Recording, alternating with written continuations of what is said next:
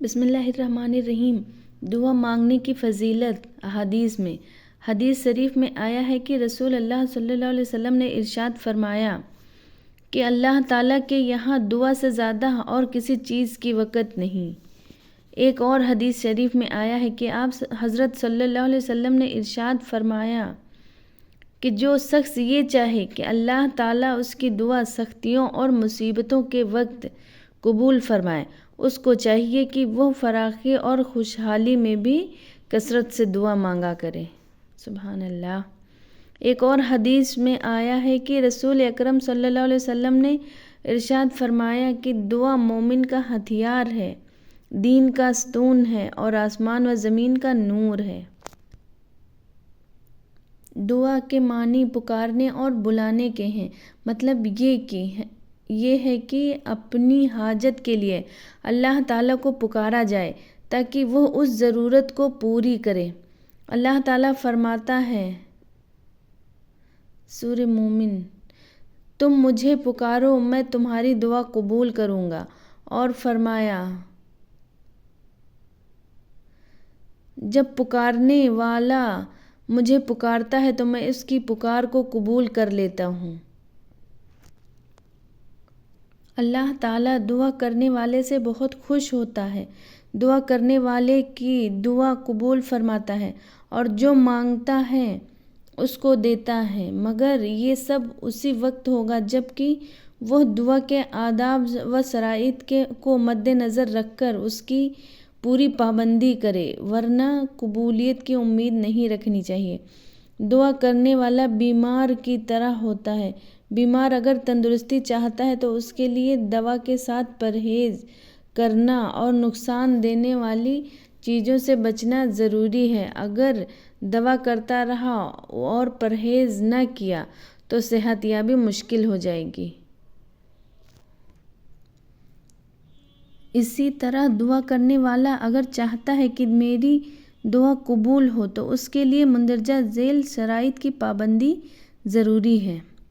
Number 1، پہلی شرط یہ ہے کہ ایمان کامل کے ساتھ ہی ساتھ اخلاص بھی ضروری ہے، یعنی صرف اللہ تعالیٰ ہی کا خیال دل و دماغ اور زبان پر ہو، غیر کا خیال بالکل نہ ہو، کیونکہ بلا اخلاص کے کوئی عمل قبول نہیں ہوتا۔ نمبر 2، دوسری شرط یہ ہے کہ دعا کرنے والا جھوٹ بولنے، مکر و فریب دینے، قمار بازی، شراب نوشی، حسد و تکبر، کینہ کپٹ، غیبت و چغلی وغیرہ گناہ کرنے سے بچے، کیونکہ یہ سب گناہ کبیرہ ہیں۔ قرآن و احادیث میں ان کی بڑی برائی بیان کی گئی ہے۔ آداب دعا میں سے یہ ہے کہ خشوع خضوع سے دعا کریں۔ اللہ تعالیٰ ان آداب کو سورہ اعراف میں خود سکھاتا ہے کہ اپنے رب کو گڑ گڑا کر پکارو اور یہ سمجھو کہ میرا رب میری بات کو سنتا اور میرے ہر حرکت و سکنات کو دیکھتا ہے۔ وہ میرے سامنے موجود ہے، وہ اپنے بھکاریوں کو ضرور دیتا ہے، محروم نہیں کرتا، اور اپنی حاجت کو رغبت سے طلب کریں۔ ایسے لوگوں کی اللہ تعالیٰ سورہ انبیاء پارہ 17 آیت 90 میں خود تعریف کرتا ہے۔ سبحان اللہ۔ دعاؤں میں اپنے گناہوں کا اقرار اور اس بات سے توبہ کریں کہ آئندہ ہرگز ایسا کام نہیں کریں گے۔ آگے چل کر دعا میں پڑھیں ظلمت نفسی، یہ دعا پڑھیں ظلمت نفسی واعترفت بذنبی فاغفر لی ذنوبی جمیعا، اپنے نیک کاموں کا واسطہ دے کر سوال کریں، اللہ سے دعا کے۔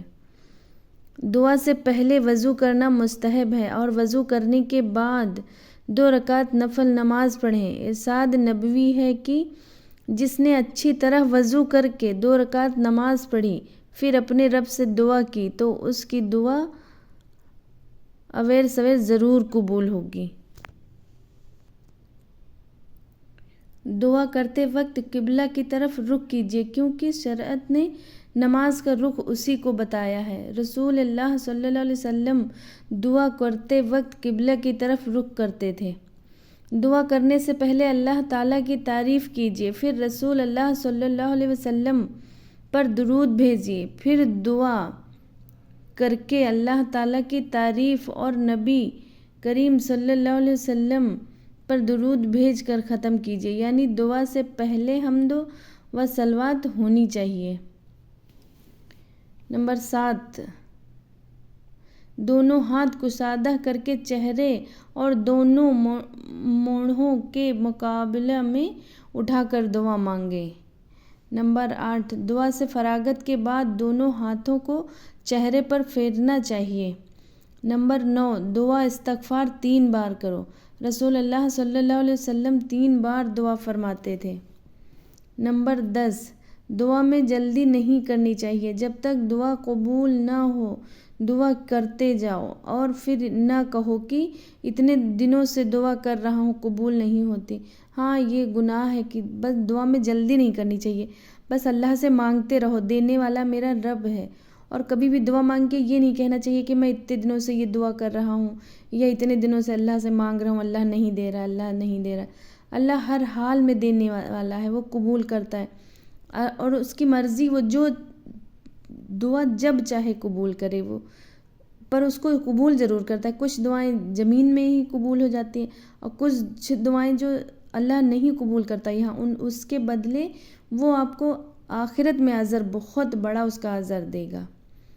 تو یہ ہمیشہ یاد رکھیں کہ اللہ پہ کامل یقین کے ساتھ اللہ سے دعا کرتے رہیں بس۔ اللہ بہت مددگار ہے، وہ سننے والا ہے، اپنے بندوں پہ رحم کرنے والا ہے۔ نمبر 11، دعا کو آمین، حمد اور درود شریف پر ختم کرنا چاہیے۔ سبحان اللہ۔ اللہ سب کی دعائیں قبول فرمائے، میرے مولا اپنا رحم فرمائے۔ بسم اللہ الرحمن الرحیم۔ سبحان اللہ و بحمدہ، سبحان اللہ العظیم، استغفر اللہ العظیم و اتوب الیہ۔ جو شخص ان 4 کلمات کو پڑھے گا تو کلمات جیسے اس نے پڑھے جوں کہ توں لکھ دیے جائیں گے، پھر عرش کے ساتھ لٹکا دیے جائیں گے کہ کوئی بھی گناہ جو وہ کرے گا ان کلمات کو نہیں مٹا سکیں گے، یہاں تک کہ جب وہ شخص قیامت کے دن اللہ سے ملے گا تو ان کلمات کو جوں کا توں سربہر پائے گا۔ سبحان اللہ۔ اللہ مددگار ہے۔ السلام علیکم رحمۃ اللہ وبرکاتہ۔